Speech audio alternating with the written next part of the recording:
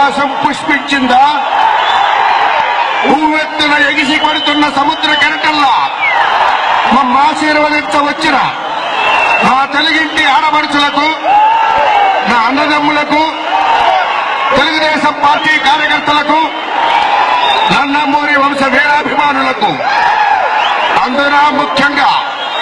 మా తమ్ముడు బాలకృష్ణ గారి అభిమానులకు, నా పెద్ద బిడ్డ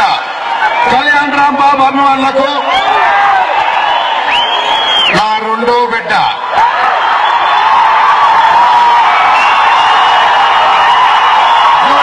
ఎన్టీఆర్ అభిమానులకు,